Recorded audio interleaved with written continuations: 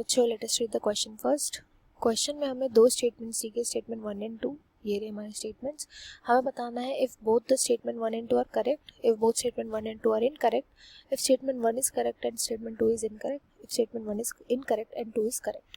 Statement 1 बोल रही है calcium is an immobile element and is actively required by young tissues at the time of cell division.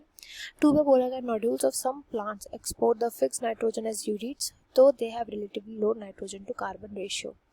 तो यहाँ पर जो कि कंसेप्ट यूज किया जाएगा वो होगा mobility of elements and nitrogen fixation. सबसे पहले स्टेटमेंट को देखेंगे। सबसे फर्स्ट स्टेटमेंट जो है ये बोल रहा है कि कैल्शियम एक इमोबिल एलिमेंट है, जो कि बिल्कुल करेक्ट है। इमोबिल क्यों होता है? क्योंकि कैल्शियम जो होता है वो स्ट्रक्चरल एलिमेंट है। स्ट्रक्चरल एलिमेंट का मतलब क्या होता है? जो स्ट्रक्चर्स में यूज होता है, जैसे for example cell wall. Calcium जो होता है सेल वॉल की फॉर्मेशन में हेल्प करता है।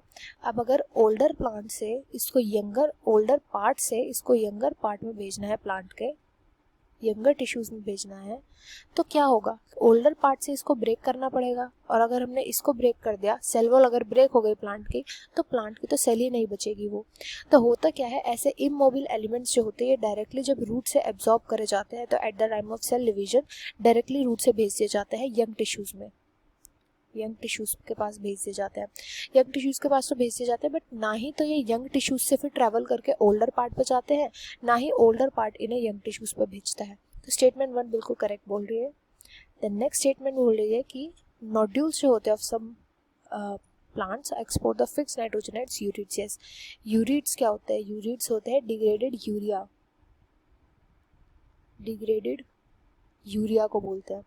इस डिग्रेडेड यूरिया का क्या फंक्शन होता है? देखो, अभी हमने बात करी कि कैल्शियम जो होता है वो इमोबिल एलिमेंट होता है, जबकि नाइट्रोजन जो होता है वो मोबिल होता है। मोबिल का मतलब इसको हम ट्रांसपोर्ट कर सकते हैं ओल्डर टिश्यूज से, ओल्ड का ब्रेक डाउन करके, एंड देन यंग टिश्यूज में, तो ये मोबिल होता है। अब जब ओल्डर से यंग में भेजना होता है तो कैसे भेजे? नाइट्रोजन को एज इट इज तो भेज नहीं सकता, किसी फॉर्म में भेजना होता है इसको। तो किस फॉर्म में भेजता है? यूजुअली यूरिड्स की फॉर्म में भेजता है। यूरिड्स के अंदर क्या होता है? बहुत ज़्यादा हाई अमाउंट में नाइट्रोजन एंड कार्बन प्रेजेंट होते हैं। क्योंकि हाई अमाउंट में प्रेजेंट होते हैं तो जब हम इनका रेशियो लेंगे वो भी बहुत हाई अमाउंट में होगा।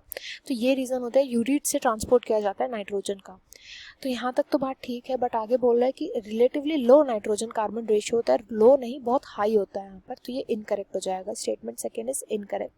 तो यहाँ पर राइट आंसर हो जाएगा कि स्टेटमेंट 1 तो करेक्ट है, but statement 2 is incorrect. I hope you understand well. Best of luck and thank you.